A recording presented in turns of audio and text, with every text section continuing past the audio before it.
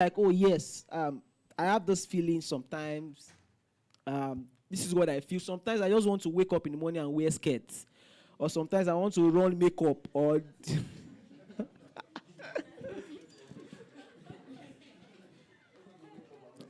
you know.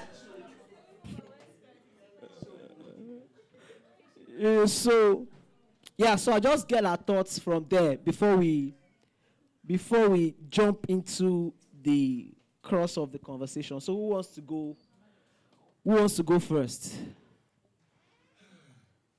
Gogo, do you want to go first? It's not about this. I wanted to just say, like, you know how Minister Solomon, he said, No, you can call me Solomon. sorry, my Minister Solomon, you know how he said that we should be careful that it's a sensitive matter. I understand that, like, it may seem funny to some people, but can we just tone down the like giggles, the laughter, because somebody can be here and those things will make them not speak. So yeah, just that was what I just say. Just be careful. Thank you, Gogo. You know, I had mentioned that earlier. It's a very sensitive, and I don't know why Pastor Dami is not here today. To be very honest, and I'm not even laughing. I'm not even, and I'm sure Pastor Dami is watching now. Like, P-Dams, I don't know why you're not here, but Okay, so good evening, everyone. Um, um, so I actually had that experience of I went to a girls' only school. I went to a girls' only secondary school, and I actually had a female crush. I mean, like you had a female crush. I actually had three. Yeah. Okay, so the thing is, I actually was on low court, and I looked a lot like my dad, and then I look like my dad, and it was quite intense for me, right? Because, I mean, then I didn't understand. I was a teenager, and it's an all-girl school. Now, for some people, it is learned. For some people, it's peer pressure, because I had to witness girls doing stuff in the hostel, because I mean it was a boarding house, right? And it took the grace of God and my mom for me not to fall victim, because literally everybody, seniors were doing it to juniors. In fact, some seniors had to mandate some juniors to be their lovers. Yeah, it was that intense, And then they would give and Valentine's Day.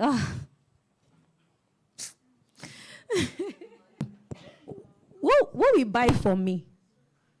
So it was a very how will I put it now? It was a very peculiar time for me, being in that kind of atmosphere. Even though there were some people that still stood their ground and said no, they were not going to be all that. But I was actually close to joining the train, because I mean they are loving up on this person, they're loving up on this person on a particular person's birthday. Wow.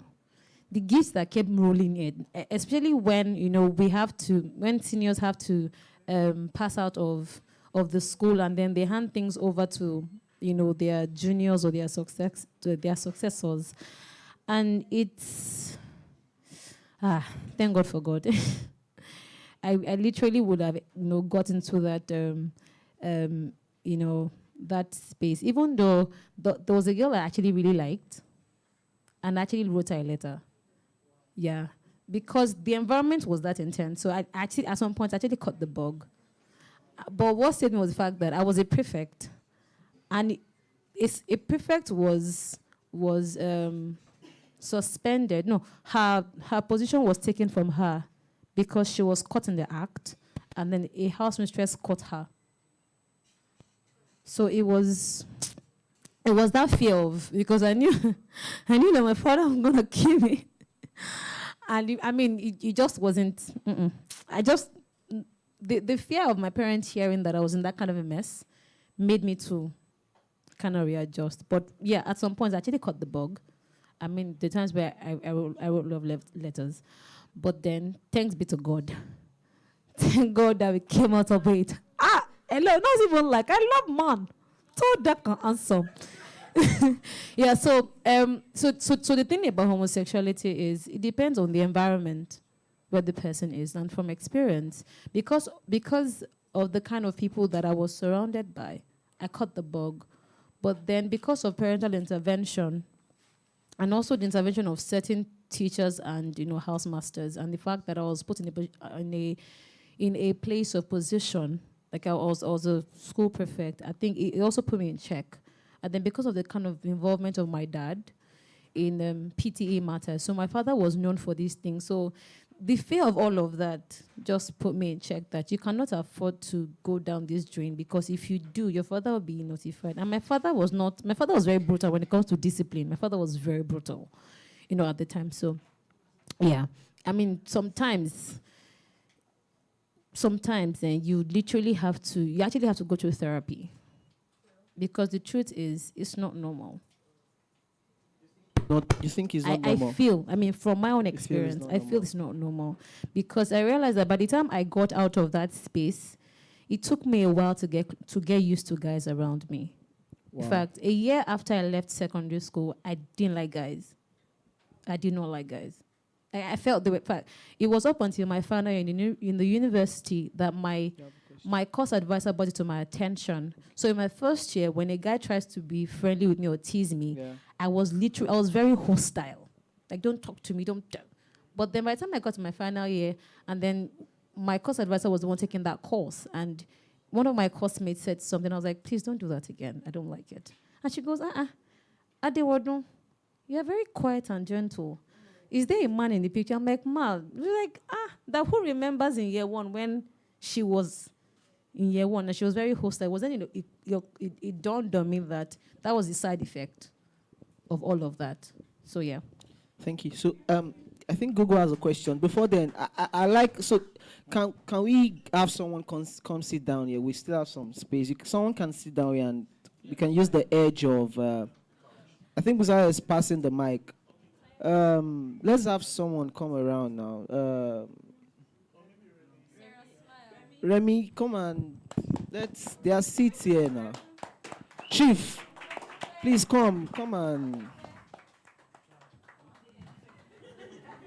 You guys are behind the camera. I can sit down on the rug so that someone can sit down here.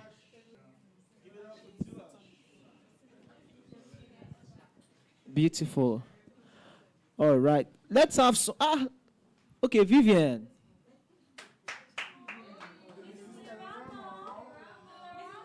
Come on, sit down. Yes, come on. All right.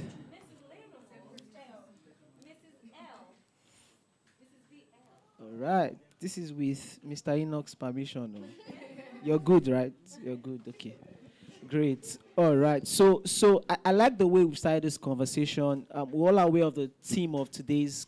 Please, I like us to have very minimal distraction. I said earlier, this is a very sensitive conversation, and I don't want us to fall into a space where everyone is just forming, right? We need to be able to open up and be vulnerable.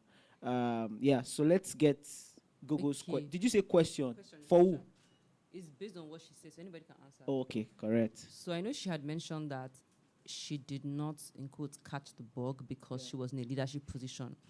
And you had mentioned how you had noticed that there are people in positions of authority or leadership that are in the LGBTQ community. So do you think that indeed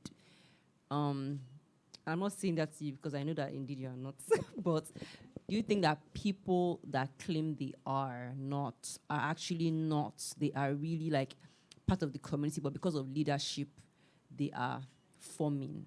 Do you think that like they literally did not really catch the bug? Like it's a shield, like how you cover up so that you are not being seen. So do you think that it's legit? Because I remember, Jackie Hill Perry, the committee had said, have you really changed, in quotes, or it's just like a marriage is a